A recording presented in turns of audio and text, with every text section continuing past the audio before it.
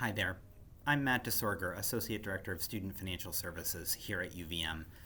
I look forward to welcoming you to campus and meeting you in person. For right now, I'm pleased to share some information by video about our payment plan and loan financing options. Payment plan and loan financing options are available to help cover those costs which aren't covered by existing financial aid and student loans, and they run a wide range of options, including both short-term and longer-term financing plans. We're available to review these options with you in detail and help you find the approach that works best for you and your family. Our payment plan option is a monthly payment plan. So the monthly payment plan allows you to break costs for the year into 10 equal payments, 5 payments for fall and 5 payments for spring. With the monthly payment plan, you'll pay a upfront enrollment fee that's estimated to be $60 per semester, so estimated at $120 per year. Provided you make monthly payments on time, there are no other fees or interest charges associated with the payment plan. Your monthly payments will be due on the first of each month, running July through April. And you can use the payment plan to cover any amount of your choosing up to the total cost for the year. Longer-term financing options exist through several different loan options. The first I'll talk about is the Federal Parent Loan, sometimes called the Federal Parent Plus Loan Program. The Federal Direct Parent Plus Loan is a loan borrowed by a parent on behalf of a dependent undergraduate student.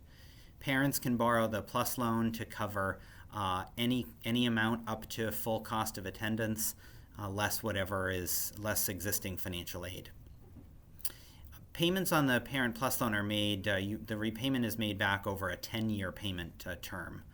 And typically, payments will begin while the student is in school, but there is the option to suspend or defer the payments until after the student graduates or falls below half-time status.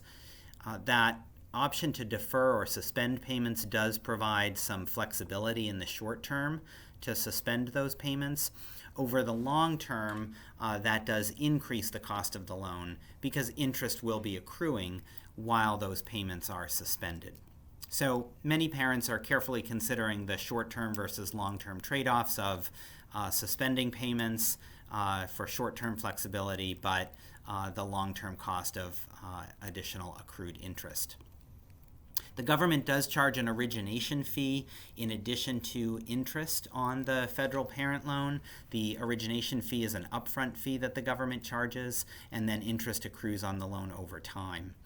The origination fee on the federal parent loan is estimated to be a little over 4%, 4.236% for loans borrowed next year. The interest rate itself will be set by the government in June.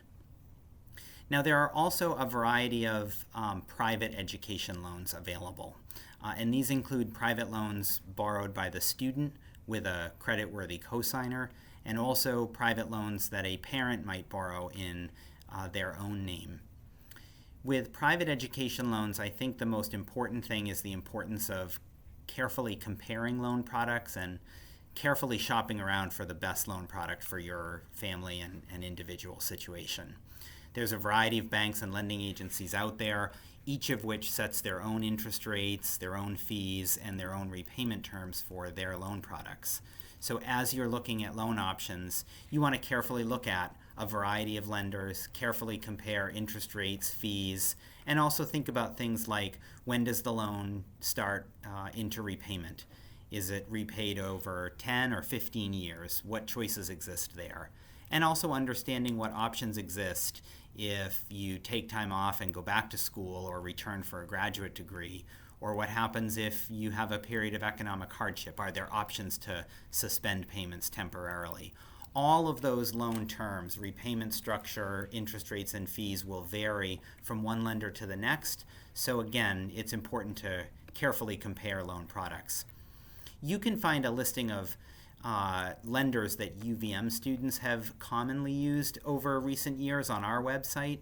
It's not an exhaustive list, and it's not something you're limited to. You're welcome to borrow through the bank or lending agency of your choice. Many students and families borrow through their state lending agency or existing bank or credit union that they have a relationship with, and many use the lenders that you'll find on our list on our website. As you compare loan options, as you look at structuring a financing plan for you and your family, I encourage you to be in contact with our office. We're happy to assist you in reaching the approach and strategy that works best, and look forward to working with you in the months and years ahead. Thanks much.